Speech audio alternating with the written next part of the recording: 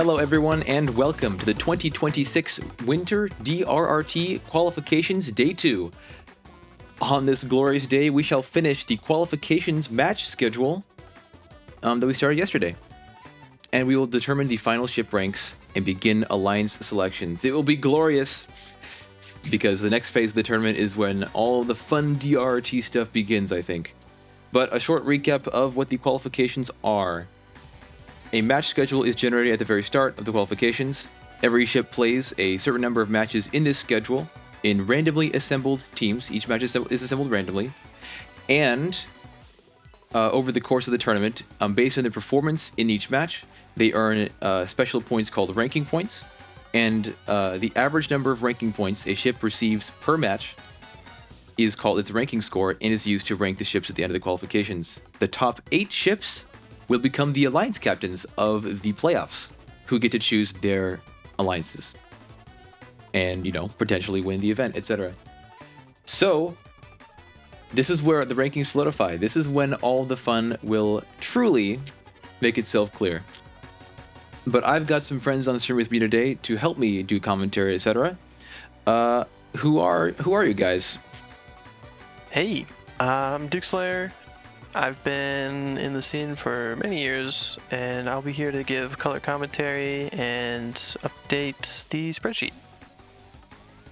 Hey, I'm Kepler. I'll be doing post commentary. I've been doing tournaments for 3 years. I've been succumbing to commentator's bias for 1 day. All grid evolutions. Thank you very much for letting me in. And I hope you guys have a wonderful winter DRT going forward. And you, Lucy? Lucifer. I've been playing for probably a few years now, and I'll be commentating on this event. Thumbs up. All right, guys, I really appreciate you all for being here. It will be a very fun event. And speaking of very fun events, let's start by introducing the ships in the next qualification match. Qualification match number 24. I gotta move my cursor over here before I hit the transition button. Okay. On the Red Alliance, we have With Protection, Torrent, and Funny Haha. Up against Blue Alliance's the Thrungler, the Long Try, and Big Iron. Thumbs up. Let's get this match started. Ooh, we've got 2 Pogo Tinks competing. Indeed.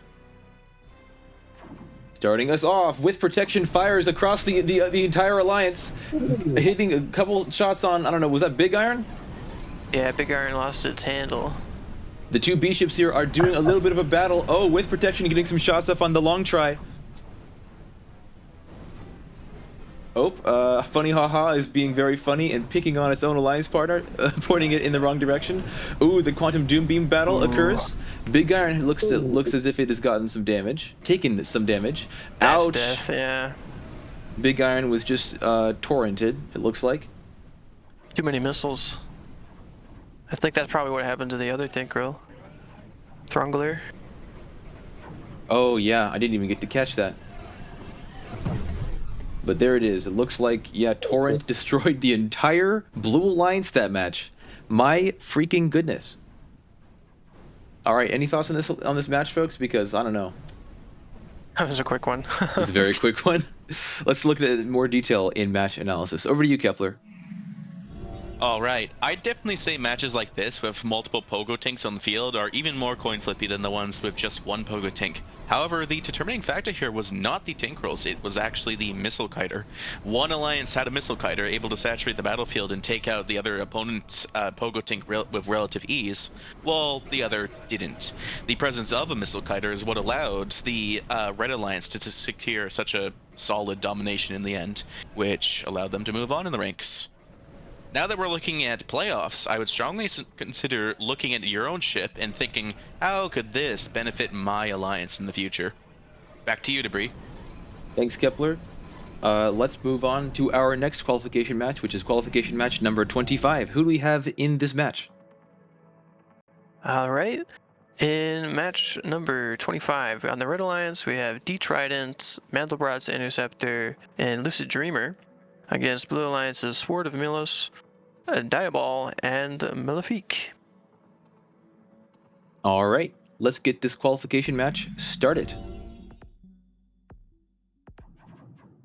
Starting us off, Diaball charges towards the Red Alliance.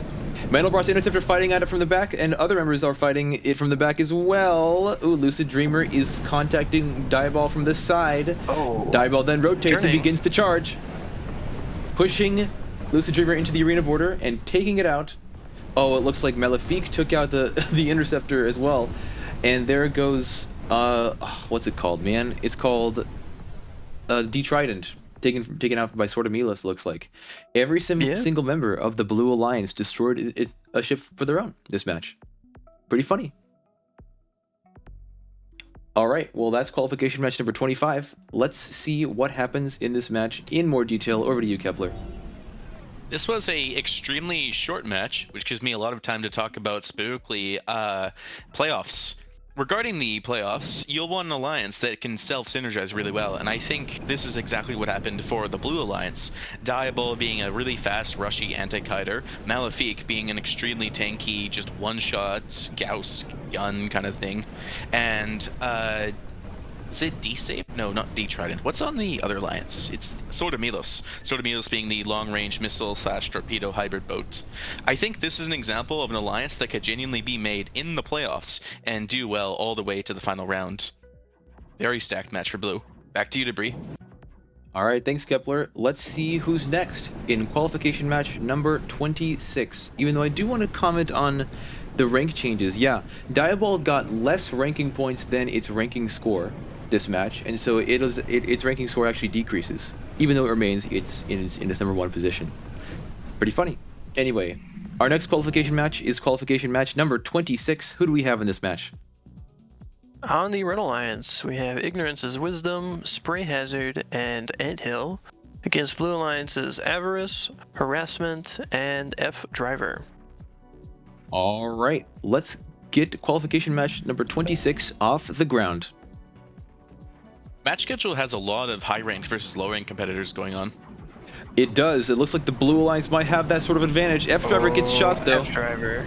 Ooh, Avarice showing everyone who's boss with its massive array of Terran autocannons. Ooh, but the splash from Sepulchrum threatens to take it out. Take off that weapon cluster, the ultra-stacked armor on the front. Oh, another torpedo array going at F Driver. That takes it out. Ouch, yeah. F Driver is gone. Torpedo arrays coming from Spray Hazard. Probably gonna aim towards each other. This is a good opportunity for harassment. Spray Hazard getting huge damage dealt to it by the Tinkerel guns. Ouch, the ship is nearly gone. Ignorance is Wisdom is outranging the weapons on Avarice. I hope not anymore. It appears to be going in for some reason, and there it went. Almost no weapons left on Spray Hazard. Spray Hazard destroyed by Harassment with rocket drones. All right, that's qualification match number 26. Ooh, excuse me. Let's see what happened in that match in some more detail. Over to you, Kepler. All right. The importance of the match that just happened right now definitely demonstrates the importance of anti-kiter specifically. If either Anthill or Spray Hazard went in, they would have been able to immediately capitalize on the vulnerable position that Harassment started in. When the match started, it was bent a little to the side, looking to the left. It had to reposition and actually get in range in order to start firing its guns, and this would have been a great chance for a speedy, fast, maybe, I don't know, a torpedo array, something like that, to be able to completely shut down Harassment before the match even begins. And then with the 3 Red Alliance members, they would have been able to take on Avarice and maybe even kill it. Back to you, Debris.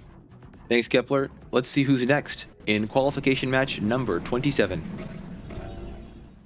On the Red Alliance is Munin, Omnidirectional Carrier, and Luix the Good Guy.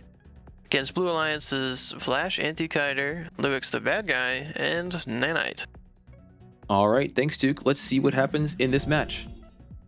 Both halves of Luix are fighting. Which side of the soul will win? That is a decision that we will make, that the game will make this time around. Munin is currently the target of all 3 members of the Blue Alliance, taking a lot of damage there. It looks the good guy with his high point defense taking out some missiles. Ooh, missiles getting hit by Munin. That's an interesting way to frame it, using the passive voice. Yeah, massive amount of missiles coming off of two members of the well, launchables, I should say, coming off of two members of the Blue Alliance, the rocket drones from Nanite. Ooh. I think Flash has got too much point defense for omnidirectional kiter. I'm inclined to agree. Looks the good guy is trying to weigh in by shooting it. It is. Munin Munin's is just getting splashed to overwhelmed. death. Munin taken Yeah. out by Luix the bad guy, looks like. According Sentinel to the doesn't match have a map. lot of point defense, yeah. Looks the good guy's point defense is working overtime here. Yeah, couldn't take it. Nanite takes it out. Drones, mines, missiles. I think it's too much. I agree with that assessment. Ouch. And there goes omnidirectional kiter taken out by Luix the bad guy. Luix the bad guy receiving 4 ranking points in this match. Alright, well that's qualification match number 27. Over to you, Kepler, for match analysis, unless any of y'all have any additional comments. I'm gonna absolutely state the obvious here and talk about triple kiter alliances. Not even triple kiter, but triple missile thrower alliances. The idea just being that if you have 3 alliance members all spewing missiles all at the same time, completely saturating the battlefield, then enemy point defense, no matter how much it's invested in, will not be able to respond to the threat, and they'll basically have a ticking countdown. Munin actually did a really solid job here as a distraction. For the first minute of the match, the entire Blue Alliance were forced to basically target it, which gave the Red Alliance opportunity to potentially kill the Flash anti-kiter. However, it escaped, and the Alliance got completely devoured by the Swarm. Back to you, Debris. Alright, thanks, Kepler. That was qualification match number 27. Let's look at the next one, qualification match number 28. Also, On the... oh yeah, sorry, go go ahead. On the Red Alliance, we have Frostlight, Big Iron, and Lucid Dreamer. Against Blue Alliance's D-Trident, the Throngler, and Torrent. Alright, let's get this qualification match started. Starting Also, us for Daz, off. Throngler did not show up yet. Now it has. On the Blue Alliance, we have a lot of fire going towards Frostlight. D-Trident's been mostly taken out. Ouch, D-Trident taking out again. This is a very elusive fleet here. It's going to be hard for the Red Alliance to get a hold of them. Big Iron has a good chance of taking out, what's it called? The Throngler. Torrent? Oh, nearly avoiding some shots from the Throngler. Both those Tinkrels have a much different design ethos. Oh, Big Iron's gotten taken out by the Throngler. Ouch, and the Throngler seals the deal, takes out Big Iron. Lucid Dreamer is not the last member of the Red Alliance, but it might make its other partner the last one, sadly. Who is this? Oh yeah, the Throngler continues to pelt it with drones and Tinkrel guns. And it looks like Torrent finished the job on Frostlight. And is looking to do the same with Lucid Dreamer. Yep, Lucid Dreamer is taken out by Torrent. Alright, that's qualification match number 28. The Blue Alliance takes that match on destruction, losing only D-Trident. Nice work, Blue Alliance. Let's see, let's take a look at the match replay. Over to you, Kepler. It is imperative to note that the ranking points doesn't actually signify how important or how good a ship is. That's determined by your fleet composition. And I would definitely say that Dal here has brought some very solid tanks to the lineup. Even without much point defense at all, both of them managed to tank missiles and Tinkrel shots for a significant portion of the match before Big Iron, the main DPS in the fleet, eventually got caught by a stray Throngler shot. Must have flipped heads. Alright, back to you, Debris. Thanks, Kepler. I want to note that Torrent is now rank 4, definitely in a solid picking position. And I also should explain this match, this little overlay that we have going on over the chat. the numbers to the left of to the right of the ship names specify how many ranking points the ship was given due to its performance in the match. And I didn't mention that before, but ranking points are distributed as follows. When a ship destroys another ship, the destroying ship gains 1 ranking point, and if the ship is on a match, well, is on the winning alliance in a match, it will receive 2 more ranking points. So this means that Torrent won the match and killed 2 ships, so it gets 4 ranking points. Just in case that isn't clear already. Alright, that's qualification match number 28, and let's move on to number 29. Who have we got, Duke? On the Red Alliance, we have Anthill, Lethal K, and Harassment against Blue Alliance's Diabol, Funny Haha, and The Long Try. I'm noticing a large number of high-ranked ships in this match. Let's see what happens. Alright. All 3 Bs are on blue. Ooh, really? We have the B Alliance over there. Oh my goodness. Let's see how glorious it will be. How fast are they? The entire Blue Alliance charges towards the Red Alliance. Diabol is according on Anthill. It looks like the Sepulchrum is being knocked in an inappropriate direction. Lethal K is showing everyone that the Bees are not the only faction with a high damage per second weapon, potentially destroying Diabol from the back. Lethal K takes out Diabol. The long Try's having try. a hard time getting the kill here. Ooh, an effective maneuver. Cements its position as the ship that gains the ranking point. And there goes the other one. The long try taking out 2 members of the Red Alliance, and 3. The long try is the one who destroyed every single ship on the Red Alliance of match number 29. Pretty cool, but nice work, Blue Alliance. The Bees are hilarious, I just gotta say. Anyway, that's qualification match number 29. Over to you, Kepler, for additional match commentary. I'm trying to formulate commentary here, but all I can think of is how Long Try charged in, tanked everything, and managed to stay alive despite all that.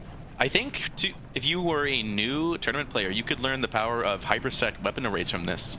Because Long Try's weapon array, it's a gun stick, so it's got it way far in the front, but it's so imperceptibly small. It's basically the same size as nanite. It's the same size as a plasma condenser, that you realistically, the AI won't actually be able to hit it. And so despite being pummeled by 3 members of Red Alliance for a good portion of the match, the Long Try never lost its weapon array. If you're a new tournament player, I was just looking into that. Back to you, Debris. Thanks, Kepler. Let's queue up the next qualification match. Oh, I actually wanted to comment on one thing. Because of this match, it looks like all 3 members of the Blue Alliance have moved into the top 8, which is very humorous. Anyway. Diabol actually fell from 1st to 2nd. It because did. It didn't get any of the kills. Who is our new ranked, our first ranked competitor Nanite. is now Nanite. Nanite is just edging it out without having any losses. Goodness Why is the 36 gracious. rated ship doing well? The smallest ship gets the largest ranking points, I guess. Anyway, but yeah, that's pretty funny. Let's see who wins that first rank, because I actually don't know who's in the next match, and I guess that's what we're going to find out next. Qualification match number, excuse me, number 30. Who have we got, dude? Duke Slayer, can you help us find out who's in the next match? I think I can help all of us, yes. On the Red Alliance, we have Omnidirectional Carrier Malefique and Nanite, our new number 1.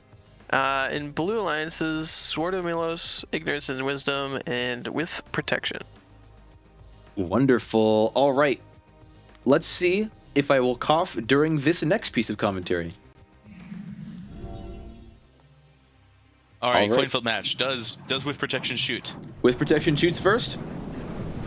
Ooh, Mons charges towards the Blue Alliance, being the main distraction for all 3 members so far. With Protection has a chance to take out Nanite. I think that's what Kepler is mentioning. Oh, missing. Oh, missing. Oh, hitting but grazing. Hitting but grazing again. The ship is so small. freaking difficult to hit, but with Protection, that's the first time Nanite appears to have died. Is that correct? No, the second time.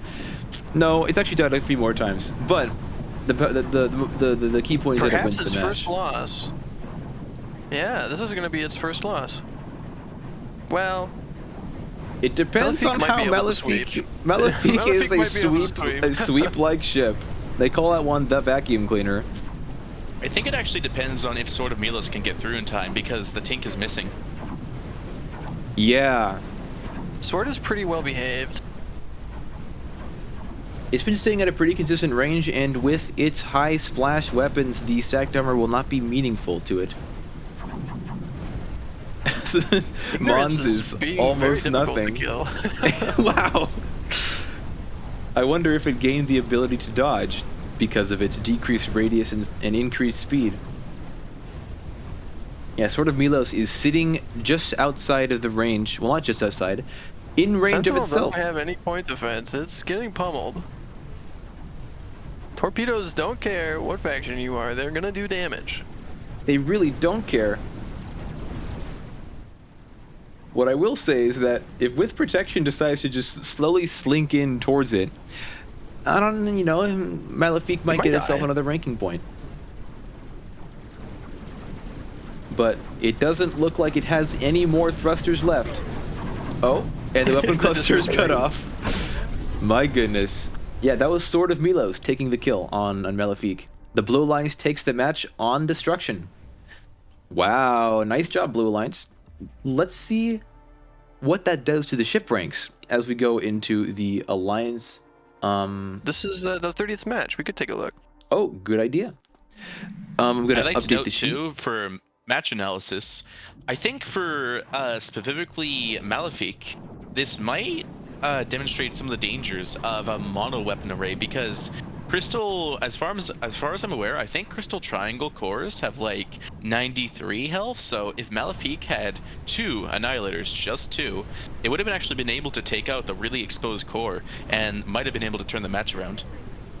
Back to you, Debris. Thumbs up. Thanks, Kepler. And with that, let's take a look at the ship ranks.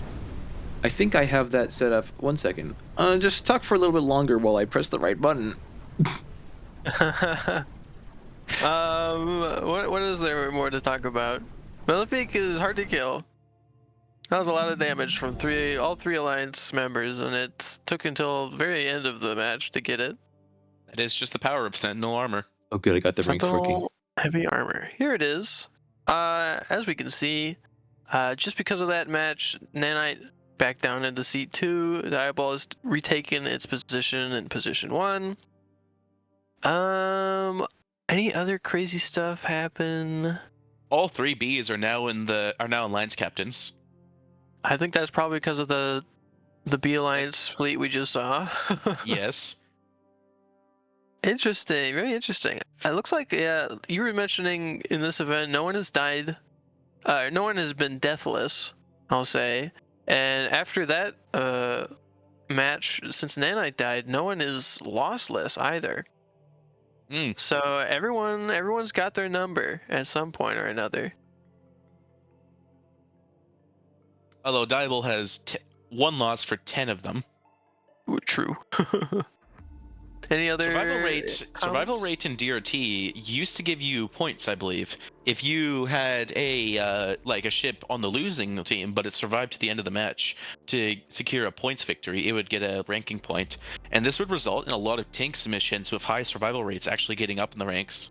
But ever since this was removed in the 2022 Winter DRT, I like to say, 2023, it's been a lot less tanks, a lot more killy stuff up in the top ranks. Yeah, instead of getting a point for surviving, you are awarded a point for getting a kill.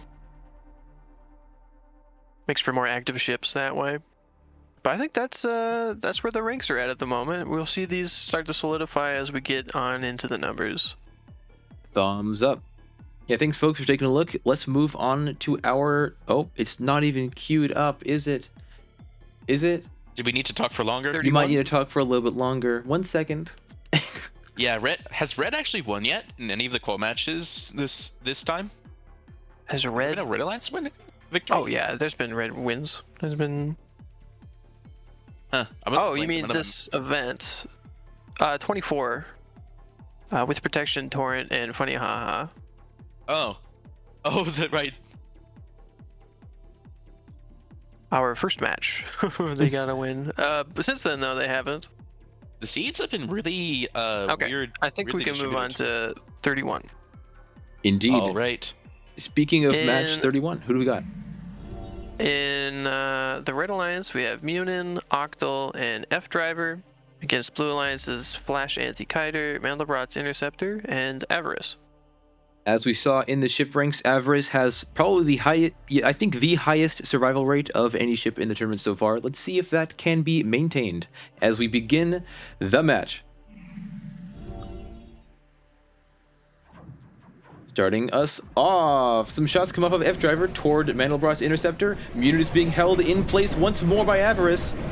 Not deciding to move out of the way, but still staying alive. That Sentinel armor is terrifyingly strong. Munin is getting some shots off with his burst lasers. Ooh. Right into the maw of the Mandelbrot. Almost, I think the entire Red Alliance is focusing on it right now, or Blue Alliance, I should say.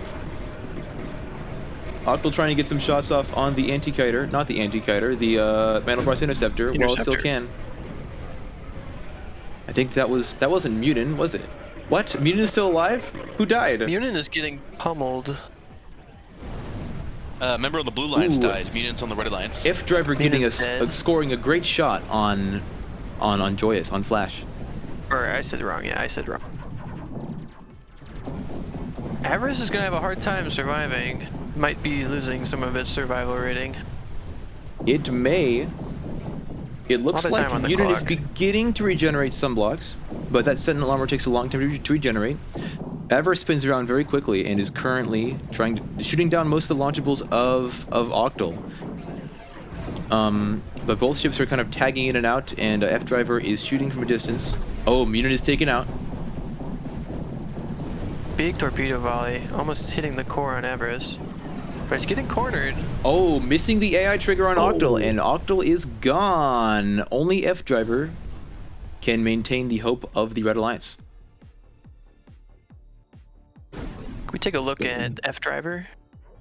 We can. Is it using its butt alignment prongs? I was curious about that.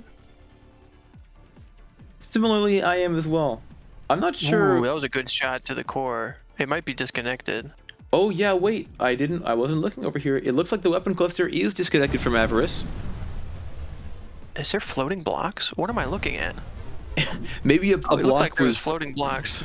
There could be a block regenerating between a cluster of blocks. Oh yeah, okay. I believe there's also a bug where if a block is grabbed and then is hit during the regen process, it'll become immortal. Oh really? I've seen this bug in the Camo 5. Looks like it's gonna Camo go to 4 tournament. points on F Driver. Maintaining its survival rate though, very impressive. Avarice, Indeed. Not single rewarded drone for can do points it. though. Very heavy Look at that ship single that drone. Avarice You is. can do it. But yeah, that's the Blue Alliance. It takes the match on. Well, no, Red Alliance takes the match on points. What am I freaking saying? Notably, Avarice got itself 2 ranking points this match by destroying 2 members of the Red Alliance. So that's very interesting. It gains the ranking score of a ship that may have just won. But anyway, over to you, Kepler, for match analysis. Avarice is a great example of the gun stick design philosophy. Now, it may not look like a stick, but a gun stick is just a design where the core of the ship is really far back in the back half, like third of the ship, and the gun arrangement is in like the front third. What this ends up doing is ships will try and target the core based on a bounding radius check. I believe it's like I forgot. I wouldn't be able to remember it right now. But either way, they charge in absent-mindedly, just trying to get the kill, and then they get in range of the weapons array, and then their core is completely destroyed by the huge cluster of stacked weapons in the direct center of Avarice. Avarice is therefore a really good example of a gun stick. Back to you, Debris. Thanks, Kepler. Let's see who's in the next qualification match. Qualification match number 32. Who've we got? On the Red Alliance is Harassment, Luix the Good Guy, and Spray Hazard. Again, against Blue Alliance is Luix the Bad Guy, Diaball, and Throngler. Luix wants to fight himself. The split soul does this to a man, I suppose. Let's see what happens in this match. Do you think Yin will win over Yang? Only one way to find out. Well, I don't even have anything to say. It appears to be a miss. Diaball is menacingly skirting behind the entire Red Alliance. Oh, getting a big torpedo shot from Spray Hazard. And Luix the good guy trying to shoot at it. If Luix the good guy can maintain its angle toward it, it might be able to not let it die, but oh, Spray Hazard taken out by Diaball. And so is Luix the good guy. Man, the Throngler taking a kill and Diaball taking the two others as the Blue Alliance takes the match on destruction. Nice job, Blue Alliance. It looks like Diaball's ranking score will be maintained. Over to you, Kepler, for match analysis. Diaball is a good example of another part of design philosophy, and that is that anti-kiters and distractors don't have to be small. Diaball, because it's B, can build way bigger and still have a huge burst of speed in the forward direction, and as such, it immediately went in, distracted the whole Red Alliance, and got both of the Tinks in the Alliance to get killed by either the Throngler or Luix the bad guy. This is a great example of having two Kiters in Alliance and then a like tanky forward moving distractor. I think only Diaball in the matches can actually pull this off. Maybe Avarice, maybe Malefic. We'll see in the playoffs. Back to you, Debris. Thanks, Kepler. And it looks like from this match, the Throngler enters rank number 7. Pretty cool. Definitely an Alliance captain, for sure. Well, not for sure, but currently in the current schedule. I don't know why I said that. Anyway, let's move on to the next qualification match, which is qualification match number 23. Over to you, Duke. 33, Red Alliance, we have the Long Try, Frostlight, and Omnidirectional Carrier against Blue Alliance's Anthill, Malefic, and D-Trident.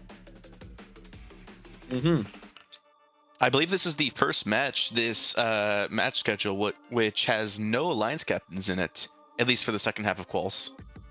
Indeed. Well, let's see if any of them... The Long Try has the potential to get itself into that position at rank 9. Let's see if it does. Let's begin qualification match number 33. The Long Try charges towards the Blue Alliance, tilting itself toward Malefic, skirting around the edge as well. That stun, that diffraction star, the diffraction spiked star is right there. Oh, Extra getting cut in half by Malefic, and Frostlight taking out Anthill. Yeah. Ooh, the Long Try has that gloriously rational edge, and it is letting Malefic ride upon it. Oh, getting hit really hard by Tinkerula. It is. I don't think most of his thrusters. I don't think that Pythagorean beam is going to do much against the Sentinel armor, though. Yeah, D-Trident taking it out of the battle, I think. D-Trident being consistent and firing towards the Long Try. Long Try trying to regenerate a little bit. Ooh, Malefic getting some shots, drilling towards the core of Frostlight and taking it out. Frostlight is gone. I don't think the Long Try will be making it into the Alliance captains in this match. Yep. Malefic continuing to drill into the Long Try, but who is that? D-Trident takes the kill and destroys the Long Try. Nice job, Blue Alliance. You won the match on destruction. Let's see. Over to you, Kepler, for match analysis. One of the biggest factors in DRRT playoffs is you just need to have a ship which can kill kiters, specifically Tinkrels. You need to have something that's either missile spammy, long range, able to actually shoot, maybe a Tink itself, or fast and able to get in there. And this match was a good demonstrator of why. Red Alliance had some really hard-hitting members from Long Try and the big Dalberfian ship, Frostlight, and Omnidirectional Kiter. All three are really good ships in their own right, but because nothing this match was able to actually target the faraway Tinkrel, Long Try got slowly eroded away and wasn't able to win the battle against Malefic when it eventually came. Malefic is now an Alliance captain. Back to you, Debris. Indeed. Thanks, Kepler. Let's take a look at our next qualification match, number 34. Over to you, Duke. On the Red Alliance, we have Octal, Metalbrat's Interceptor, and With Protection. Against Blue Alliance's Lethal K, Munin, and Big Iron. All right. Let's get qualification match number 34 started. Got the Resubmission Alliance over here. Hell yeah, Lethal K getting some shots on Octal and taking it out. Oh, that was Big Iron actually. Big Iron taking the kill on Octal. Oh, who is that? With protection, getting a shot on Lethal K. Oh, the two Pogo Tinks. Nope, not even enough time to say anything. Mutant takes out the other. Well, the Resubmission Alliance shows everyone why they have been resubmitted. My goodness, the Blue Alliance takes the match on Destruction. All right, over to you, Kepler, for match analysis. Matches with Pogo Tinks are always coin flips. You flip a coin, it lands heads, you win. You flip a coin, it lands tails, you die. There's no real way around it, except in this specific circumstance where because there was another Pogo Tink in the name of Big Iron, it was actually able to get a shot off on the Alliance members that were getting... What am I trying to say? Match replay is funny. I'm trying to think of genuine commentary, but all I can think about is just looking at the various gun arrangements and their pretty patterns. Replay. Thank you for making Tink rolls with fun guns. You're welcome. Very insightful commentary. Back to you, Debris. All right, thanks, Kepler. I had almost no time to schedule enough replays. Notice how it only plays the first 3 countdown seconds and like the next 3 actual match seconds. That's wonderful. That was a quick match. Didn't even have time to react. Nice job, Blue Alliance again. All right, let's see if the next match will go a little bit slower. Next match is 35. Over to you, Duke. On the Red Alliance, we have F Driver, Sword of Milos, and Funny Haha against Blue Alliance's Spray Hazard, Lucid Dreamer, and Flash Anti-Kiter. Wonderful. Let's see who comes out on top in this qualification match. I don't know if this match is going to last any longer, being honest. Yeah, well, we'll see. Funny Haha is beginning to prepare a laugh compilation. Torpedoes take out F Driver. Ooh, yes. Well, you know what they say, you laugh, you lose. It looks like Funny Haha took out, who is that? I don't even know. I'm laughing too hard. Flash Anti-Kiter? Funny Haha is continuing to graze Lucid Dreamer. Oh, goodness. Funny Haha taking out Lucid Dreamer. Damn, this is so funny. They might have to be careful. The torpedoes could one-shot it. They really could. Dodging But AI. they won't. But they won't. Oh, there's some opportunities here. Oh? Unless Sword of Milos becomes the distraction target. Oh. But Funny Haha is off in the corner. It might just die taking to a... projectiles. Oh. Yep, Milos takes the kill. Sword of Milos takes out, takes the kill on Spray Hazard. Well, that's qualification match number 35. The Red Alliance takes that match on Destruction. Let's see that match replay. Over to you, Kepler. This match actually could have gone differently because there was a significant chance for Blue Alliance to get a victory with Spray Hazard. If Spray Hazard had spawned directly in front of Funny Haha, the big fan of torpedoes would have actually been able to significantly strip the front armor and maybe even kill it outright, which would have shifted what happened in this match.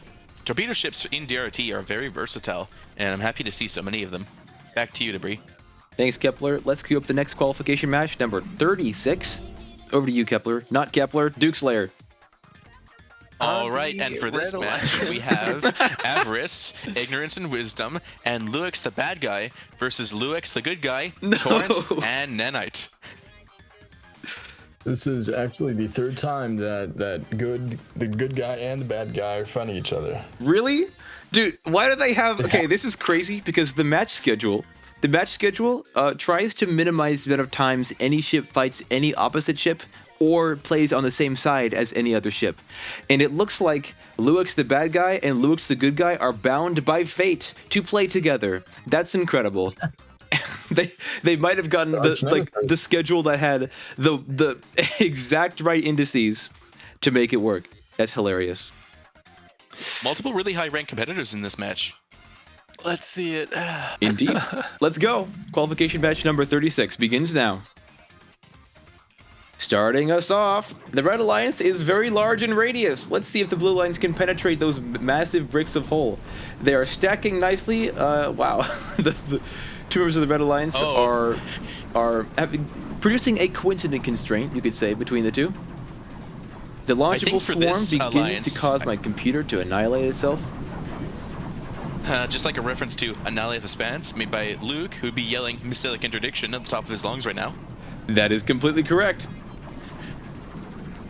In Annihilate the Spans, you will play the Subjugator, Buzzer, Glowfish. Glowfish, Subjugator. That one ship, that mining colony. I do not know anything about Annihilate the Spans except for the Subjugator and its good soundtrack, and my good friend Laps App Now, TM, trademarked, copyrighted. Nedite. Duke, you need to do color commentary, quick. There's not much to talk about. Duke is right. Nanite is pelting Avarice with a bunch of rocket drones. Two members of the Red Alliance have concatenated themselves. Mines might come into play here. Maybe? This is a very fun particle sim. Oh, mines who is that? moving? Uh-oh. The shields are down Crystals. on Torrent.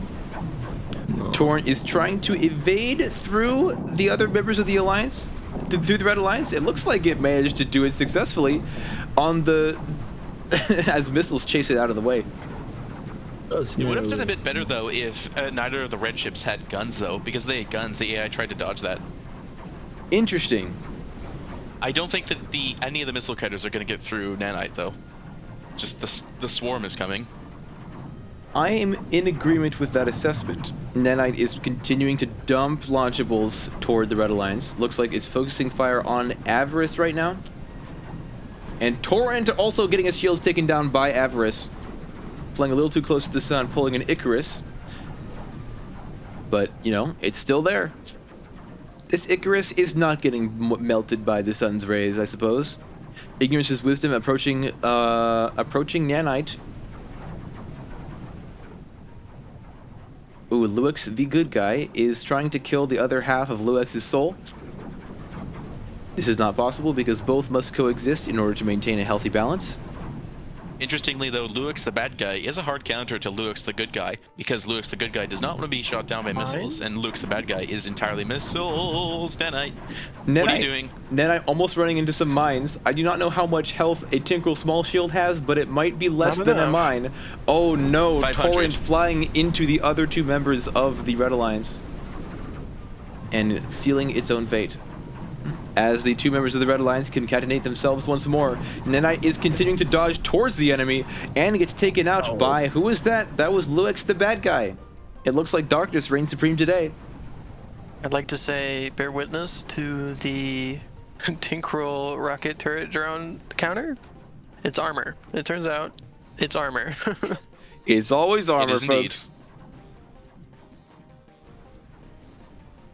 Tinker rocket drones, I believe they do 20 damage in a 10 splash radius. They do less damage than a flurry missile. How much does the flurry missile do? Is that 20? 20 with, I believe, 15 radius. Despite Luix's massive point defense, it looks like some missiles are beginning to get through. The first shield is down. Man, descending all the launchables from the Terran faction. That's a lot of good point defense. Look at that. But Mons is coming in. Looks like it survives the match. Wow. It denies the other alliance the ranking point. Well, yeah, that's qualification match number 36. The Red Alliance takes the match on destruction. Nope, on points. That's what I just mentioned before this. Nice job, Red Alliance. Over to you, Kepler, for match analysis. I think Husk in the Twitch chat said it best. Just make massive cubes and spam missiles. Seems good. Mons Pubis used to call them cowards. They're just big, big blobs of armor with missiles. You see, if you have the maximum range weapon, you don't have to worry about being outranged. This is exactly the philosophy behind the multiple cowards on the Red Alliance this match. Luix the bad guy and Ignorance is wisdom, pretty sure? That's what that's called? Mm-hmm. Simply be large, don't be killed, and spam missiles. It is a good design philosophy. It has won DRTs before. Maybe it'll win this DRT too. We will find out during the playoffs. Back to you, Debris. Thumbs up. Thanks, Kepler. I'm noticing that it looks like there's a lot of ships in this match who are now Alliance captains. Torrent, Nanite, and Avarice, and what's the other one that was in this match? Luix the bad guy? No, yeah, Torrent and Nanite, and yeah. A lot of alliance captains, but you know, just so you know, just so it's clear, the match schedule is beginning to begin its last few matches, and so we will begin to see the ranks solidify. I've said begin 3 times in the last 10 seconds. I will now stop.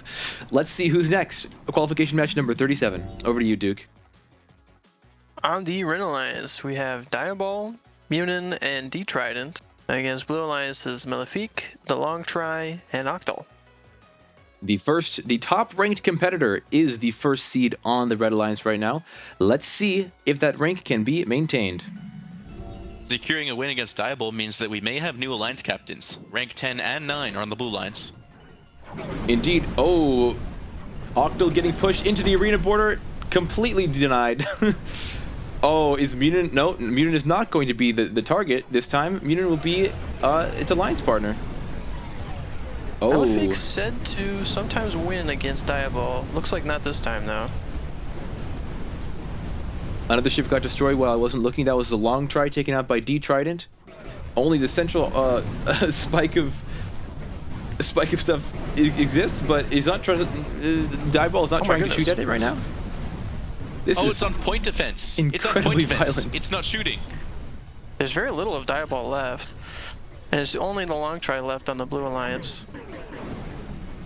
There are 2 ships left on the Red Alliance. Oh, Munin not deciding to evade right now.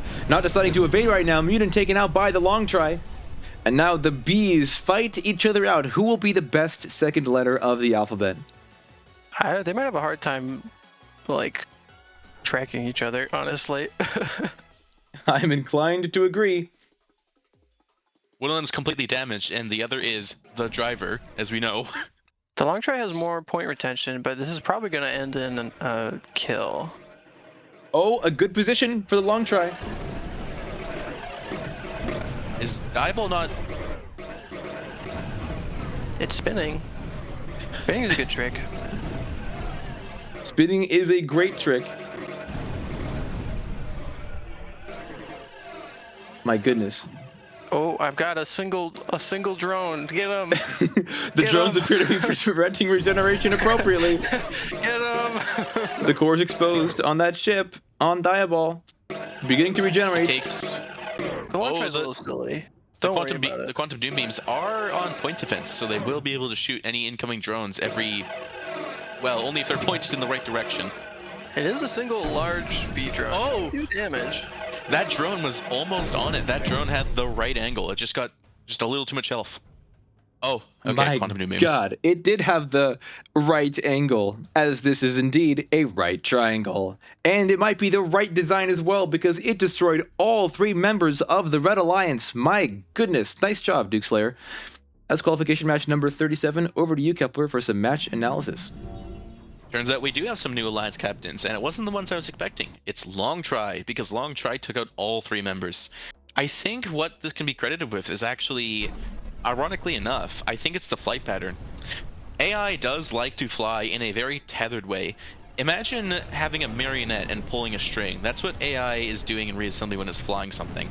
And Long Try, with its really erratic thruster placement, is kind of spinning, sort of, like in a really delayed, horrible manner. It's not quite like flying like one, but in doing so, it distributes the damage across the surface of the Long Try, which makes it significantly more tankier while it's moving. I believe this is what allowed it to stay alive for the whole match and eventually secure kills on all 3 alliance members, thus proving that Pythagoras is a brilliant man. Back to you, Debris. Oh, one moment. I gotta queue up the next match. Continue for a little while. Any thoughts, Duke? I can pull up the Wikipedia article for erosion if you want, because I think that happened in this match too. Yeah, Diabol really... It won the 1v1 against Malefique, but it lost over half of its hull. I think that was a major component. I think we call that one a Pyrrhic victory. And I don't know, my ship is dumb. Don't think about it too hard. Do you think if you could pilot a B drone, you'd be able to take out a DRRT competitor? That almost happened. I might try that during the after party. Well, anyway, that's... Husk asked how many stacks of armor. It's 4. It's quadruple stacked around the lasers. a lot of layers. stayed alive for a long time.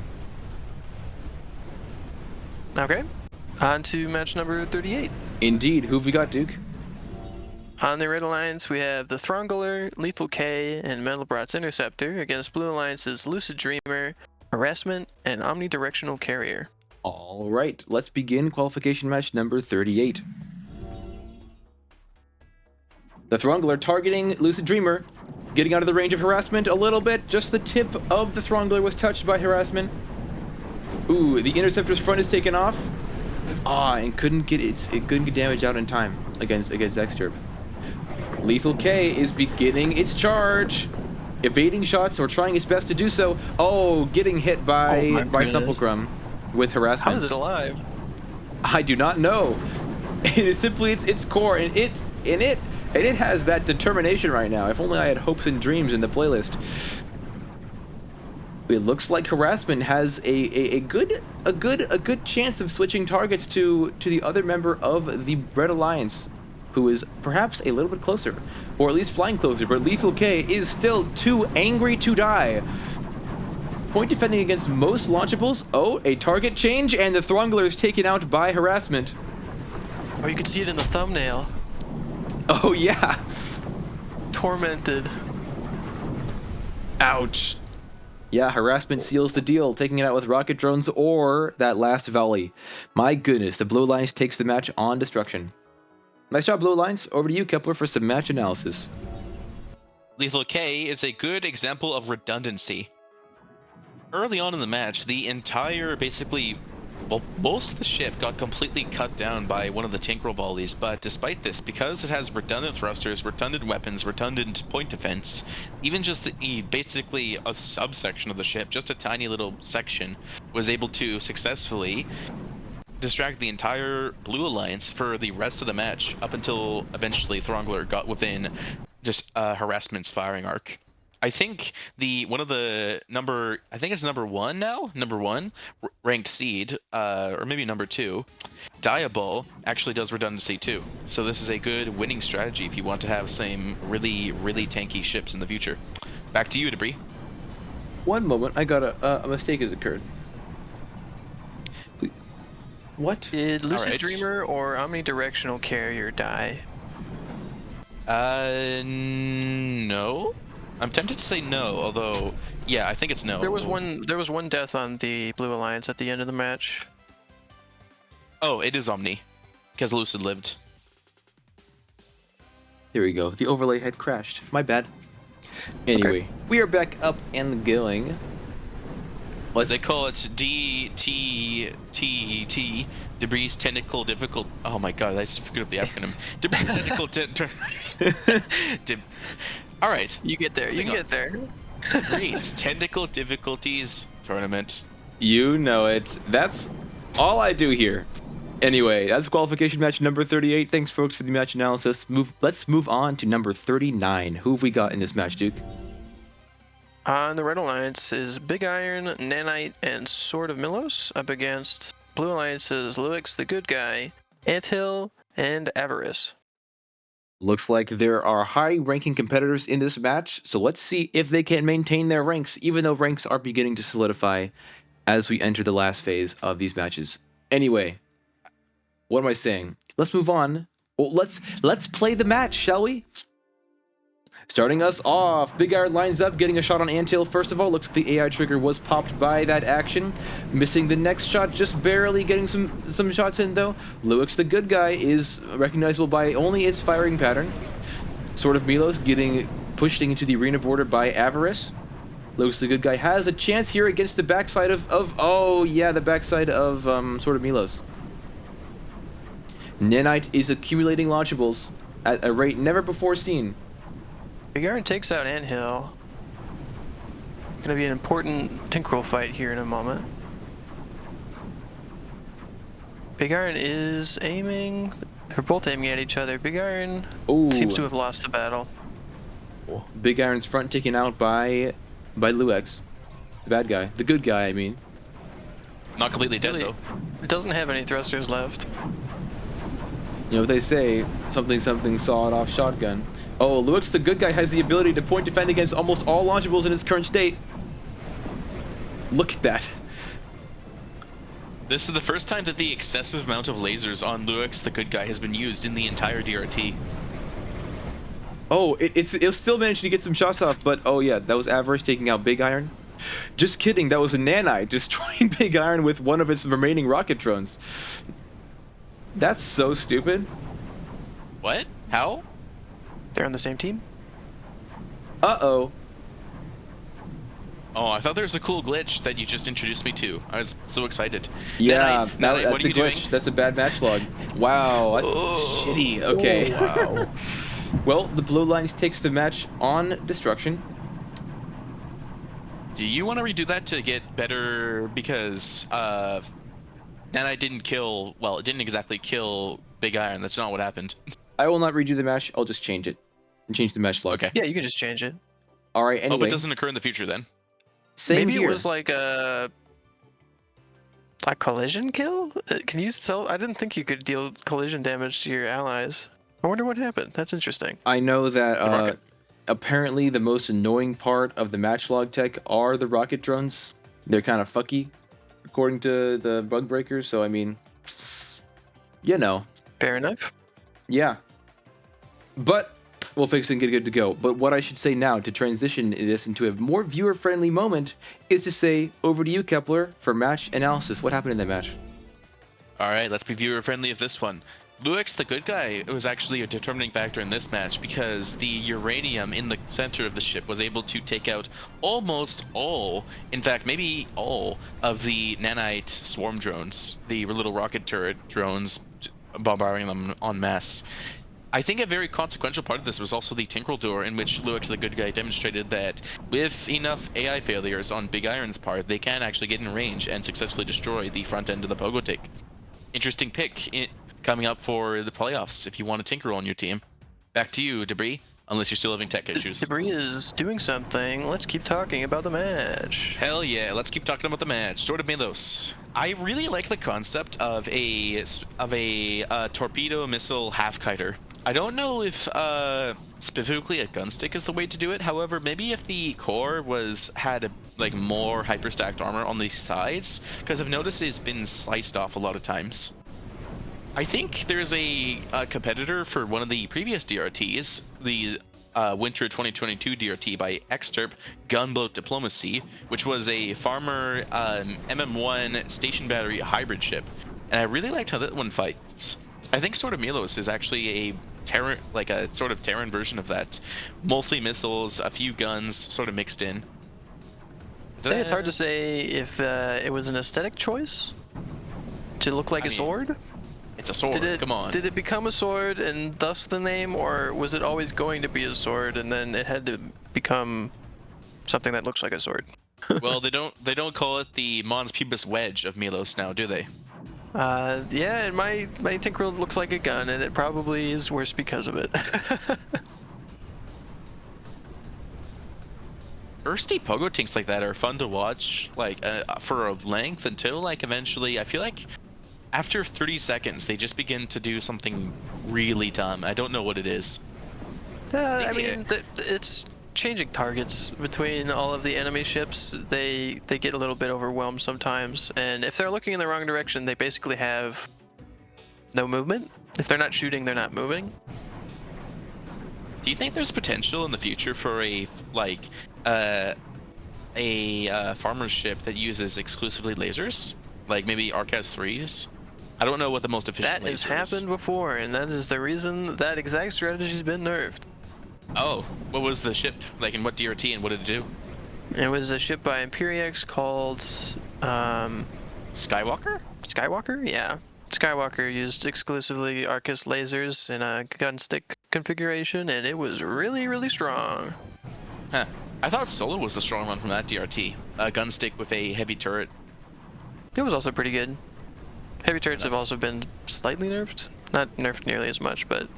They used, I believe in vanilla they do 600 damage, and now they do 500. Yeah. It is a pretty I think we're ready to nerf. go for the next match, though. All right. Back to you, Debris. Thanks, Kepler and Duke. Let's see who's next in qualification match number 40? 40. Who we got? In the Red Alliance, we have Funny Haha, Spray Hazard, and Luix the Bad Guy against Blue Alliances with Protection, F Driver, and Frostlight. All right, let's get qualification match number 40 started. With protection. Ooh, with protection. Oh, one of F Driver's wings has been cut off. Simplechrome is aiming at it a little bit more. Oh, Funny Haha. Oh, with protection. One shot. Shooting that ship when one blast is glorious. And by F that Driver ship, I mean died Funny in the Haha. meantime.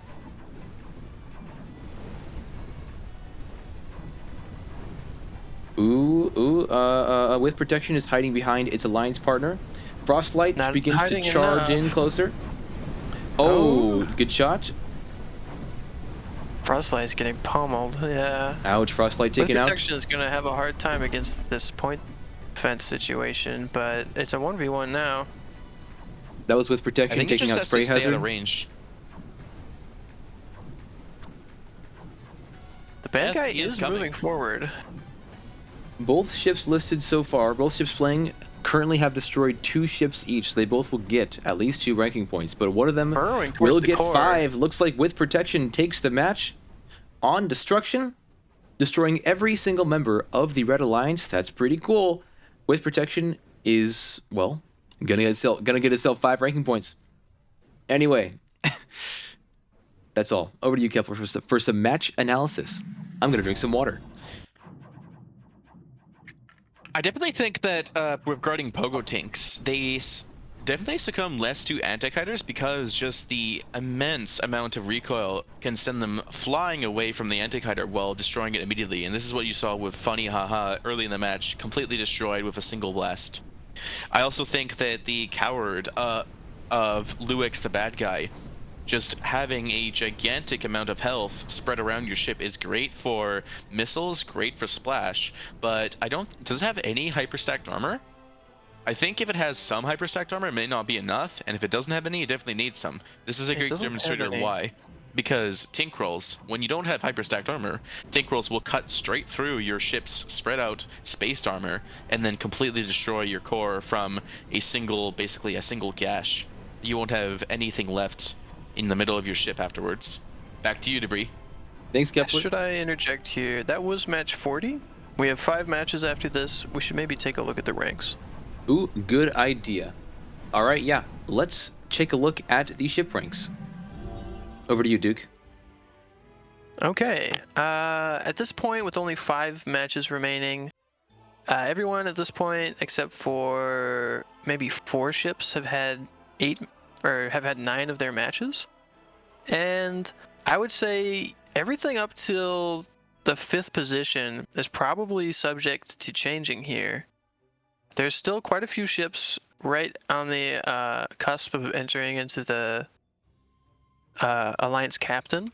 So we're looking for with protection, Malefique, Octal, Sword of Milos. I think all the 4 of those have a decent chance in these next coming matches to move up into a position to pick for the playoffs.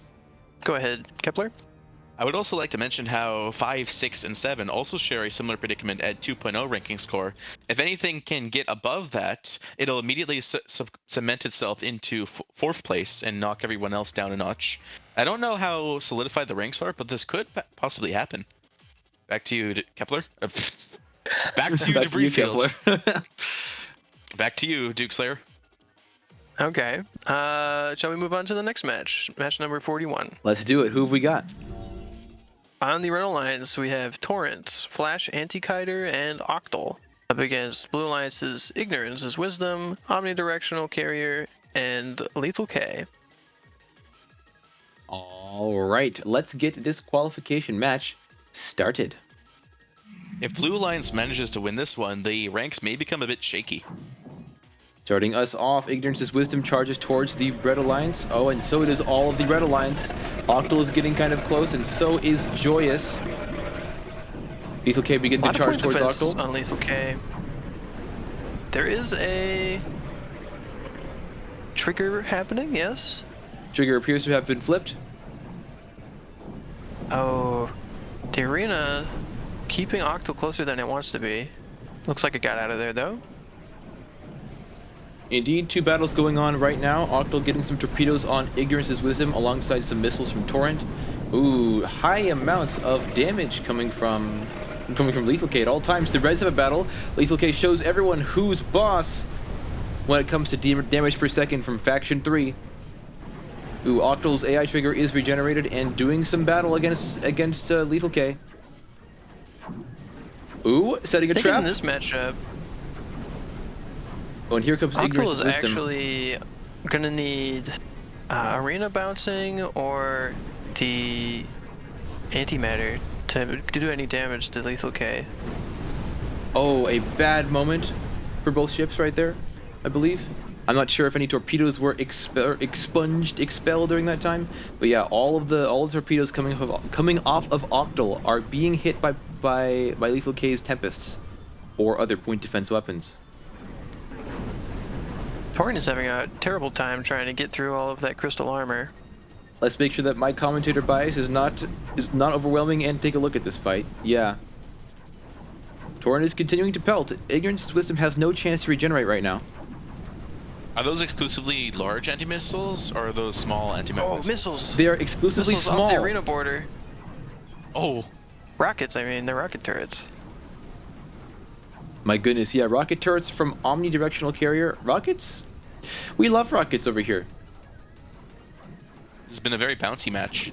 A lot of arena border shenanigans. Ooh, Lethal K has less of itself remaining.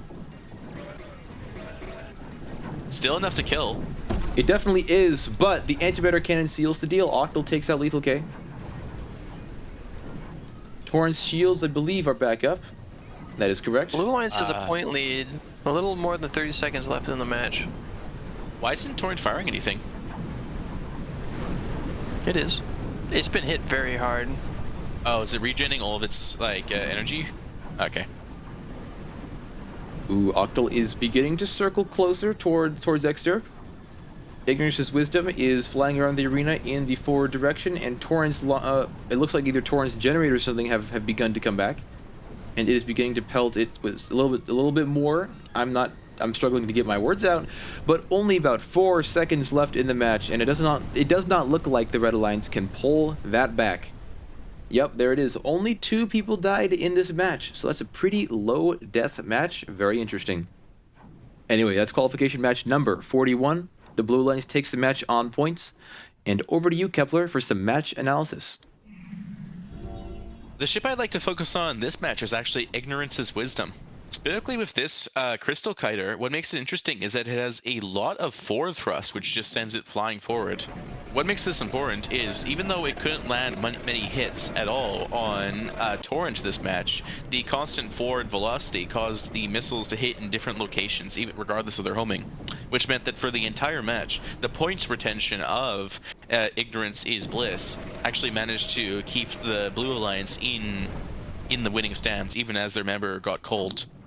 It was this point retention, being able to move forward, being able to have different sections of their ship get shot at, that led the Blue Alliance to victory. Back to you, Debris. Thanks, Kepler. I'd also like to mention that according to the ship ranks, Octal, Lethal K, and Omnidirectional Carrier have all played their final match for today. So their ranks are, well, their ranking score is set in stone. But let's see. Yeah, all the ships are now on their last match, so this will be the last appearance of these ships in the qualifications. And who are these ships in qualification match number 42, Duke? On the Red Alliance, we have Harassment, Detrident, and the Long Try, 2 of which are currently captains. And on the Blue Alliance, we have Nanite, Munin, and Lucid Dreamer, 1 of which, Nanite being a captain. Wonderful. All right, let's see what happens in qualification match number 42. Nanite being a captain is funny. Imagine being commanded around by a speck the size of a fly. Ooh, the Long Try approaching Dal with the force and power of the superior triangle geometry. The Diffraction Spike Star, which I like to call the Diffraction Spike Star, even though an optical system that makes such diffraction spikes would be a little bit impractical, is doing work. Munin is killing the Tinkrels in the back line. Ooh, Munin doing what it's made for. Oh, Nanite is accumulating a lot of launchables. That's death. That's what death looks like. The long try might be kicked out of captain picking after this match. It may. Ouchie. Harassment also on the chopping block. We'll see what that does. Indeed, yeah. Munin, and Nanite are the ships who have destroyed others. So that's 4 ranking points to Munin, and 1 and 3 to Nanite. Anyway, I guess that would have been covered in the overlay in the match replay. And over to you, Kepler, for some match analysis about that. Munin is the star of the show of this match, being able to, once again, I love pointing this out, distract the enemy Tinkrels. If the enemy Tinkrels were not distracted, say if Munin had been destroyed by one of them, or if Munin just spawned backwards, they would have immediately focused either Nanite or Lucid Dreamer. Lucid Dreamer being taken out would have meant that Long Try would have went after Nanite or Munin, and Nanite being taken out would have meant that there'd be no missile cover, and no way for the Tinkrels to be destroyed other than really Munin. I think this is a good way for playoffs to demonstrate just the sheer importance of having a really, really diverse composition. If you had 3 anti-kiters, it might have lost to the long try. If you had 3 kiters, it might have just been completely destroyed by the tinks. And if you had 3 tanks, well, you know how much tinks love that. I think the balance alliance is what actually caused Blue Alliance to win there. Back to you, Debris. Thanks, Kepler. Let's queue up the next qualification match, the anti-penultimate qualification match. Qualification match number 43. Who we got, Duke? On the Red Alliance, we have With Protection, Avarice, and Diabol against Blue Alliance's Frostlight, Luix the Bad Guy, and Funny Haha. All right. Let's get this match started. I'm noticing that What the hell is this seed? 3 members of the Red Alliance are all currently captains, so this might be pretty dangerous for the Blue Alliance. With Protection getting some shots off on Funny Haha as the match starts, and Diabol is taken up by Funny Haha as well. My goodness. Funny Haha is again showing. I love laughing. You know what they say, kids? You laugh, you lose. Oh, With Protection takes out. Who was that? Was that Luix the good guy? Yeah. Luix the good guy. Oh. Funny haha. Come on, burst shield. You gotta burst shield it. Or surf. Go surfing. Ooh, With Protection aligning itself towards Kepler. Oh, a charge, a graze, a miss. No! Weaving through members of the alliances. My goodness. Avarice is not able to get in range of who is it? Of Funny Haha. Funny Haha leading the target. A really hard time choosing targets with Funny Haha making laps around the arena. It is. Oh, With Protection taken out by Funny Haha. Looks like you laugh, you lose. I love laughing. Oh no! But you know what they also say? You laugh, you lose. Not lethal K. Funny Haha taken out by Avarice. Oh, but 9 plasma condensers against the power of the Terran arsenal. This is interesting. Avarice has shown us multiple times not being able to get its weapons in range. Missiles have taken out the remaining point defense. Now the missiles are starting to land. There's 45 seconds on the clock. This might go to Frostlight. Yeah, the large plasma cannon and in the back of its frontal arrangement. Oh, but the plasma cannons are being outranged too. It's just points now. Oh? I think if Avarice ever decides, oh, never mind. Execution is beginning as the weapon cluster on Avarice is taken out by those glorious Scale 4 crystal plasma condensers. The classic, you know them, you love them. And Dal's got 9 of them. 9 of them. Frostbite looking to be a solid contender for one of the first picks. Diabol and Avarice. That might mix up the ranks a little bit. Indeed, the Blue Alliance takes the match against the Captain Alliance. Wow. A spicy way to end. Anyway, yeah, over to you, Kepler, for some match analysis. This is a really spicy match. I think actually the determining factor was the final tank battle. Avarice, the gunstick formation, is designed to give the weapons in the front more range to work with. Because they're only 700, 800 range autocannons and flak cannons, I believe that it has really little to work with when in a tank 1v1, however, is extremely potent, as we saw against Funny Haha, against smaller things. It's like a bully. Meanwhile, the Crystal ship with its 1500, pretty sure, 1600 range scale 4 crystal plasma condensers was able to actually take out the gun array from beyond the range of the little Terran autocannons and then charge in for the win. Avarice, however, demonstrates that it is really, really, really good at killing small things. And this is a small things tournament, as demonstrated by Nanite. Back to you, Debris. Thumbs up. Thanks, Kepler. Let's move on to our penultimate qualification match. Qualification match number 44. Who've we got, Duke? On the Red Alliance, we have Luix the Bad Guy, Torrent, and Malefique against Blue Alliance's Sword of Milos, Flash Antikiter, and Anthill. I think Sword of Milos has a score of 1.78, and all it needs to get above is 1.8, and it will become a captain. Let's see if that happens. And in order to get above 1.8, all you need to do is win the match or destroy 2 members of the enemy alliance, and also lose the match, which are both, well, you know, one of them's a little bit easier than the other. Let's see what happens in this match. I think 2 of the competitors here are the highest HP members of the entire DRT. Luix the Bad Guy and Malefique. Might be a bit hard to kill them. Indeed, good point. Well, let's see what happens. Oops, wrong button. You got the sword. I hear the first thing that I hear is a bunch of launchables coming off the Red Alliance. Ooh, the Sword of Milos gets a torpedo shot. It looks like it's going to contact cleanly against Malefique, but oh, that was Flash Antikiter getting taken out by Malefique. So is Anthill. Antill's gone, destroyed by Malefique. Torrent is now approaching Sword of Milos, providing some launchables towards the Blue Alliance, the last remaining member of the Blue Alliance. Malefique closing in on the distance. Mons is still trying to dodge towards the border. Torrent's getting shots in from the sides. Looks like it's set in stone. It does appear that way. One half of Torrent, or at least 2/3 of Torrent, appear to be cut off without any launchables left. It looks like that's curtains for the Blue Alliance. My goodness, Torrent, you're being mean. That's qualification match number 44. The Red Alliance takes the match on destruction. Looks like rank number 5 and rank number 6 will only increase on the Red Alliance side.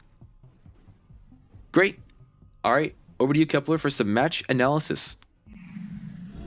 I think what happened here is the 2 other ships that charged in, if they had charged in to a more friendly battlefield, they would have seen some more, you know, a bit more damage to be able to be done.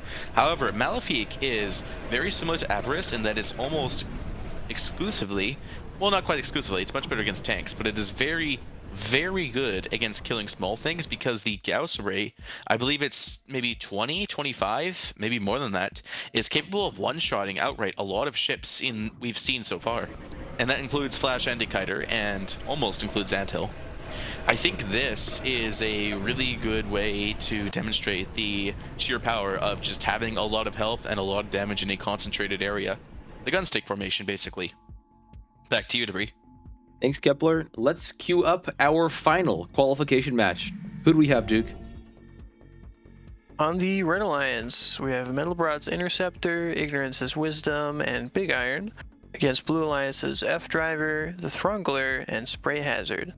And of note, I think the only ships here in striking distance, perhaps Big Iron in striking distance with protection in seat 8.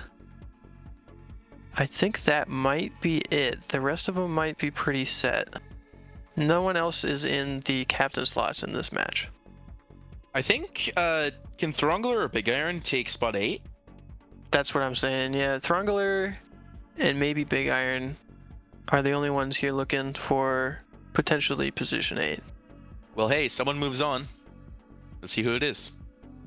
Let's see, indeed. Yeah, let's start the final qualification match, and that's qualification match number 45. Let's begin.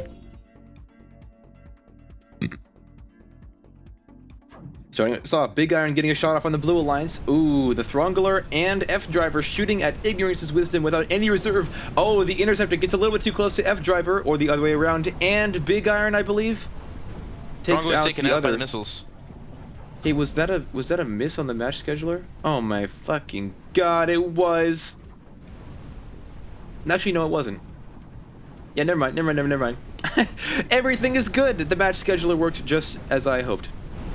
Big Iron and, oh, the Mandelbrot's Interceptor is coming in close to Sepulchrum. The power of plasma projectors, which are of course the best Terran weapon, is never to be underestimated, but Big Iron seals the deal and destroys the last member of the Blue Alliance. And that's qualification match Big Iron number has 45. a very big plasma projector. It does have a big plasma projector. Well, over to you, Kepler, for some more detailed analysis on our ultimate match. Our ultimate match was once again a coin flip. I would definitely say that for this time, I think the Throngler targeting the missile ship was actually correct. However, the way that the missile ship arced was such that the direction that Throngler tried to kite was directly towards the missiles. There's an interesting problem here. I don't know. I wonder if Throngler is actually part of movement class 2. A movement class is basically it can determine if you can dodge or not. It was discovered pretty recently. And to be able to dodge, you need to be able to enter movement class 2. And to enter movement class 2, you need to have double the shield bounding radius of your ship. And I don't know if Throngler meets that requirements. If it did, it may have been able to actually activate dodging AI and try to get out of there. Interesting things to look at for the next DRT, I suppose, because we're off to the playoffs. Back to you, Debris. Indeed. Thanks, Kepler. Take a look at the ranks. Indeed, yes. All right, Duke. What do you think? Looks like there's a lot of repeat authors in the top 8. It seems Big Iron didn't get enough kills in that match to make it into seat 8. It's actually a tie at ranking score for 8, 9, and 10, and 11. Could you explain how tiebreakers are made or decided? Tiebreakers, yes. So I believe the way tiebreakers work currently is, well, wait. Let's pull up the rules document, shall we? Let's, because I think with protection and long try have very similar numbers here. Yes, according to the rules document, ranking is scored in the following way. So we are scored first on ranking score, then on wins on destruction, then wins on points, and then time since the ship was submitted. Yes, so even though the long try has a higher survival rate than with protection, because it was submitted later than with protection, it is in seat 9. Mm-hmm. Yeah. That's right. I think I strongly suggest a rock, paper, scissors match after this. Uh-huh. Just because? I mean, gotta be a great tiebreaker, right? Well, I mean, those are the rules. Rules are rules. They are. My goodness. Also, I might have lost to myself because I made a PD change which put me later in the submission. Well, then your ship might not have gotten the same ranking score or had the same match schedule whatsoever. It's true. There's some very interesting picks. I think the matches are set up such that the majority of ships get to see being picked, only 3 don't. However, I think a lot of the instant, oh, I really need this ship in my alliance picks got actually just went into the top 8. Because I was thinking, oh, maybe I want with protection. It's top 8. Torrent will be fun with nanite. Oh, it's top 7. There are a lot there, however, I won't say that there's no opportunities because a lot of really, really cool specialized ships are in the bottom 15 down to 24. Specifically, I'm looking at ships like Lucid Dreamer, who are really good all around. Ignorance is wisdom, fast missiles, lethal kinetics, omnidirectional carrier, Lewis the good guy for some tink action, Frostbite for crystal, Munin for anti-kiters. I think every single ship here has a solid niche which it fits into, and this will make for a very interesting playoffs. Thumbs up. Yeah, I mean, the only other thing I could think of we might want to look at is who got the best schedule. If you Oh, can yeah. show that or not. Let's see if that works now. I made a little change last time to make it I might have to continue to hack it together. Processing data still has a reference 0. What are you talking about, bro? I re-resolved on expanded because it was okay. I know. Watch this, guys. This time we're gonna get it. All three Lucifer submissions actually made it into the alliance, so they'll have to pick 3 times. Has a DRT member ever gotten all 3 of their submissions? Yeah, Kaboom all on top. 3 of them. No, I don't think so. I think I had a chance when I made a ship. When I made I'm blanking. My farmer submission that had a little ship inside of it. Why can't I think of its name? I'm a terrible creator. But that didn't happen anyway. This is why we should have more collabs, more chances for 3 alliance for 3 ships by 1 author to technically get in. I don't know if that's a good thing. It's impressive. It's very impressive. It's funny. They're gonna have a lot of say in what gets picked. There's even a chance for some collusion. Oh. Well, They invariably, could they're gonna have to pick fight themselves. Their favorites. Yeah. Lucifer goes all in on specifically top ranked competitors, and the playoffs. If me, Lucifer, and Empirix all say top ranked every single time, the playoffs could be done in like 20 minutes. Yeah, this is definitely a first with so many repeats in the top 8. Indeed. Man, okay. I do My tech doesn't believe, work still. Mons mentioned not wanting to be picked for the playoffs to make sure more people get into the playoffs. If that's something you guys would like to honor. I don't think that'll be honored. You don't think so? Mons did make some pretty good ships.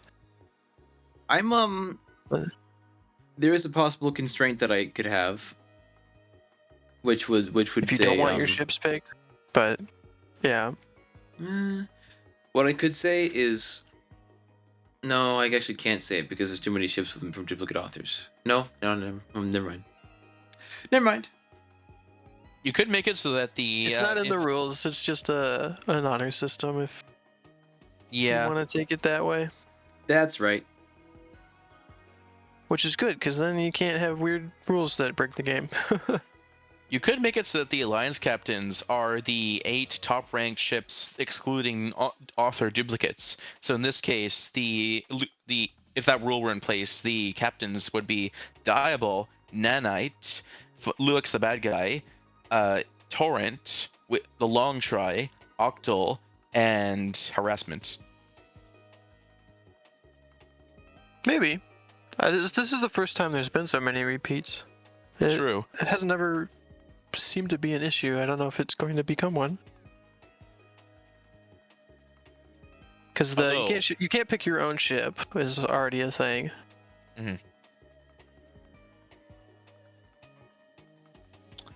Some interesting things that could happen next DRT. Maybe if we get a few more submissions, we could determine if this becomes a problem.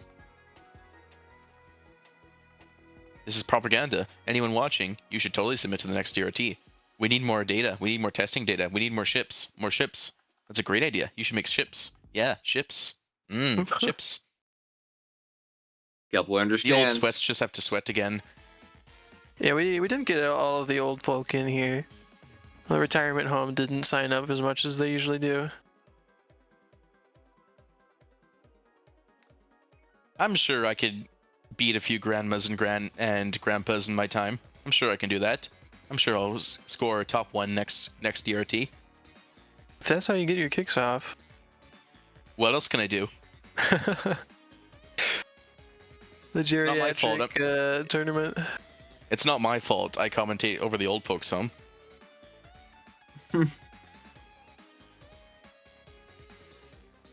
Is it over the value and sell PG? Well, What's going on? I do have some thoughts unrelated to the event for the mod, but I was gonna wait till the playoffs to talk about it.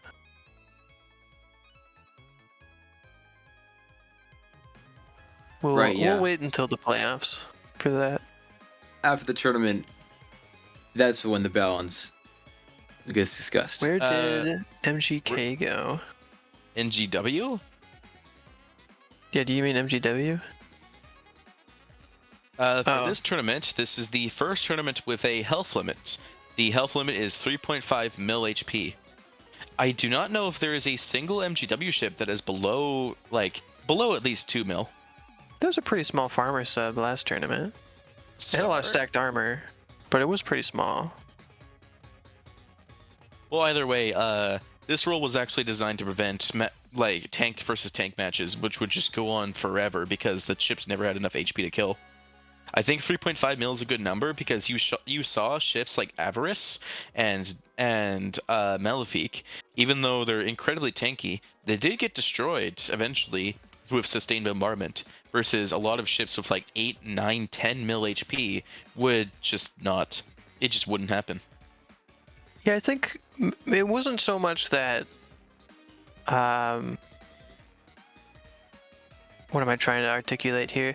The emphasis on like needing a limit for HP is not so much important that there was a limit. It's just the fact that there wasn't was causing people to spend too much of their points just moving the ship to get to the acceleration limit, and they wouldn't have enough weapons. So you ended up just getting kind of passive ships that just could barely move around. And if we put a limit on the HP, eventually they just have to start spending more points on weapons. So less passive, less health. It's probably good for engaging. I would especially note during this tournament that all three of the big tanks, that being Avarice, Malefic, and Luex the bad guy in the top ranking competitors, all three of them had very, very large weapon arrays, with Malefic's Gauss, Avarice's hyperstacked Terran autocannons being able to take out small ships in like less than a second, Luex the bad guy having missiles on basically every single piece of hull on the ship. I think it does make for a much more engaging and healthy DRT. Although I am biased. I'd like the chat's opinion. What do you guys think about the health limit? People are talking a little bit about a block limit. It is partially there just for lag reasons. If you get a full like fleet of 4,000 block ships, it's already slowing the game down a good amount. And if there wasn't a limit, or the limit was higher, it starts getting really slow. Is 15k that much worse than 12k? Because you could raise it to 5k, and then Reds would be able to have more, just more. Yeah. I'm not opposed to that. We could maybe be raised. I think for that test, we just have to design like a 5k red ship, have 6 of them fight each other, and then see how much the game cries. And if it doesn't cry that much, then it's not that bad. It's half the radius limit. 500 blocks? What are you saying, Imperiex? Half the radius limit would make for an interesting summer DRT, not a winter just one. as a rule, not a block limit. I personally want a summer DRT which would go like I want a summer DRT that is 5000p, so basically 500, a 200 radius limit, and a 500,000 HP limit. What'd be fun. Tiny DRT. Sorry, I didn't understand that last number. Well, 500,000 health is not that much. No, it's not. I was like, wow, holy god, it's way too much. I was like, oh no, never mind. Mind jump scare. True. Me when I'm forced to say the truth. For those of you not in the know, a tournament host named Dolly ran a tournament called Mind where it had only 500p Terran ships. A DRT version of that would be fun, especially since it allowed more than just Terran. By the way, I know you've been toying with the idea of a fleet tournament as well. I finally got the You split schedule each ship into 3. ratings to work, by the way. Sweet. We Right. can maybe take a look. All Then. right. All right, Debris and Duke. I don't think I'm gonna stick around for the after party. Got things to do. Okay. Thank you all so good. much for hosting a wonderful quals. I'll see you guys in the playoffs Sunday. Thanks, Kepler. Sunday, 11:30 p.m. PST, right? That's correct. Hell yeah. All right, see you folks later, and have fun Bye-bye. on the after party. See ya, Kepler. Also, Dazzle said I need to mention that you guys should download Aspects of the Scarlet Flame, or else they wouldn't make ships for me. Bye-bye. See ya. Bye, Kepler. But the schedule rating. So if you go to the tab in the spreadsheet titled Averaged Processing Data, you will see near the bottom of the page a thing I used to use on the old FRC team for calculating how good a schedule is, which really is just the rating of how high the ranking score of your partners are with respect to your enemies. I do not know what units this is in, but, well, yeah. Average enemy goodness. Schedule rating is the schedule is how good your partners are with versus your enemies. So F Driver got the best schedule, Nanite got the second best schedule, Big Aaron got the third best schedule, and at the bottom, Anthill got the worst schedule by a significant fraction. Luex the good guy got a pretty bad schedule too. D-Trident did as well. Omnidirectional Carrier as well. I think the good guy's problem is partially due to fighting the bad guy so many times. Yeah, like what's up with that? How many times did it fight that ship? I think it was 3 or 4 times. Can I show on screen? I think I actually can. 1 second. I'm gonna go to studio mode. I'm gonna go to this, hit this, interact, averaged processing data. 1, 2, 3. 3 times it fought its counterpart. There we go. Oops. There we go. All this is to say, sometimes the match scheduler isn't completely fair, and it is impartial to your feelings. Indeed. If you go to Chief Delphi, you'll see more discussion on that one. Chief Delphi is the FRC forum. But for these alliance captains, to note, some of the ships maybe who performed worse in the qualifications, maybe they had unfair matches. Give them a second look. Indeed, that's right. I don't know how to close this window. What do you mean I can't? Okay, I'm trying to interact with this. Oh my goodness. Something's going wrong. And yeah, this is where you can say if you were rigged against you or whatever. Yep. My ship's better than it looks. Trust. Why can't I close this? Oh my goodness. Source, trust me, bro.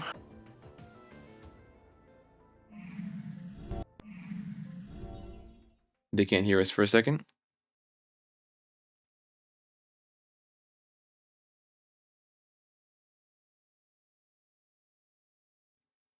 Why does it work? Okay, I'm mad now.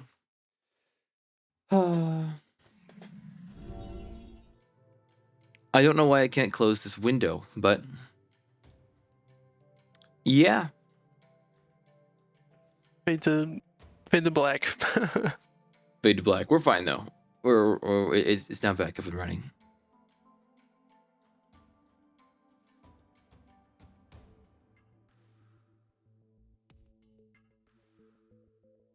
All right. Why can't I think change that's it? everything that needed to be said. I'll be looking forward to the playoffs. That's right. Let's go back to our rank so we can see that. So yeah, just so y'all know, the qualifications have finished. All 45 matches have been completed, and we have determined the final ranks of the event, as I continue to struggle with closing this window. The key point that I want to bring up, well, is that the top 8 ranked ships have now become alliance captains, and they have the ability, well, they will be forced to pick their own alliance, which will fight in the playoffs, and which will fight in the playoff double elimination bracket. So our first pick will go to Diaball, who Lucifer will pick for. You have something lined up already? Will we get a live pick? No, not yet. I gotta. No, not yet. No. Okay, that's the correct answer. You don't have to succumb to any kind of pressure from me. Why can't I close We this? gotta one? review the tapes, folks. Get your thinking caps on. I know why. We're fixed. Indeed. Anyway, Sunday. Sunday. So yeah, let's be absolutely. You can tell that I need some water, but the next event shall occur when, if we look at the schedule of events tab in the Reassembly Discord, you will see that the playoffs execute in 2 days, on January 11th, 2026. That's a Sunday, at 11:30 a.m. PST. So come on down then, and you will get to see the remainder. How about a double elimination bracket? Indeed. But yeah, picking starts now. So the picking procedure is defined in the rules document, which again is pinned in tournament discussions. Even though I don't actually need to say again because I don't think I've said that yet. It's a snake style draft. Indeed. Take a look at the document. That'll probably just take It'll place in explain it. the tournament discussion That's over right. the next couple of days. That's right. And these VODs will be up so you can watch them. And if they aren't, then I'll do a quick post to my YouTube channel. And take a look at the match schedule spreadsheet. Take a look at the stats. All of the match schedules have been uploaded to the document, so you can see exactly who destroyed whom in which match. And yeah.